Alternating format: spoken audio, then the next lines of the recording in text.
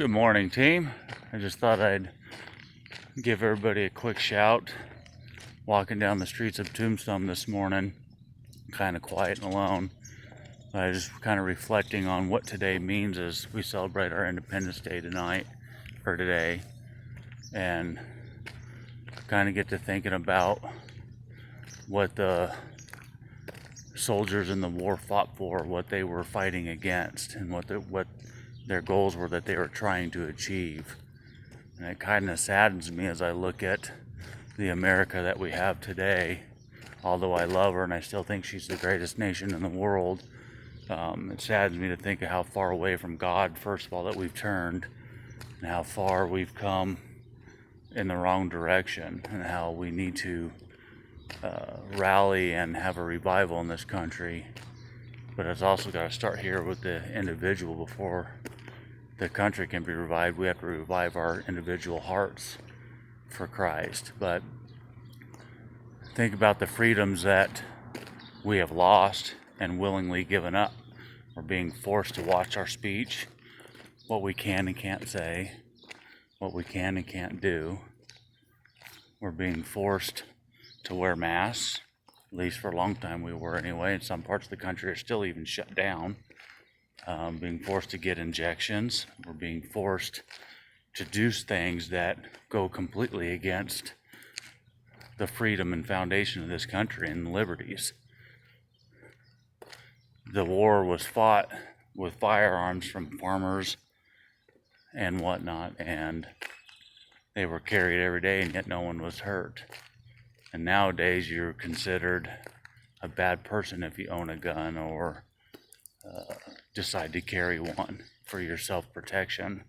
We have politicians in Washington, D.C. who had a breach in their capital, or our capital, but they consider it theirs, and yet they put up walls around it to protect themselves, and they also armed men and women with guns to protect them from you and from me. Or so they think it's from you and I. But yet they won't do anything to protect our borders or our homes, and they're telling us that we can't have guns, that we're not allowed to protect ourselves. Does that sound like freedom to you? So as today transpires and you guys are out celebrating with barbecues and the fireworks, really think about what our founding fathers and the soldiers and the poor farmers actually fought for. Was it compliance for things that go against liberty and go against freedoms? Or did they fight for the individual freedoms and individual liberties? And that's an important phrase right there, guys. Individual liberties and individual freedoms, not collective. Not the masses get to decide what the individual does. We do not live in a democracy, guys. We live in a constitutional republic. There is a massive difference. Yes, there are certain forms of democracy in a constitutional republic, but they are completely different. So if you don't understand that, I strongly urge you to research it. I love this country, and today is a good day to reflect on what they fought for and what we should be fighting for and fighting to preserve. Not just the freedoms that we hold dear, but freedoms that other people hold dear that we may not even agree with. If I don't agree with certain things, and yet it's constitutional and does not go against Bible's teachings, then we need to fight for those freedoms as well, not just ones that suit us. And how appropriate is it that as we talk about that, I happen to wind upon this church here.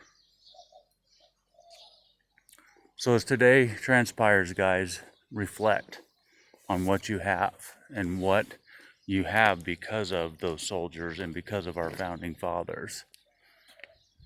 What are you willing to do to keep those? What are you willing to sacrifice? Because freedom isn't free. It may not always cost blood. It may cost your time. It may cost your wealth. It may cost your family. It may cost a lot of things. Who knows? It may be different for everybody else. So have a happy 4th of July, guys. I don't mean to be doom and gloom. I just wanted to reflect on it. Have a good day. Pray for our nation. Pray for our state. Pray for your neighbor. Pray for yourself. Pray for your wife, your kids, your husband. And I hope you all have a blessed, happy 4th of July.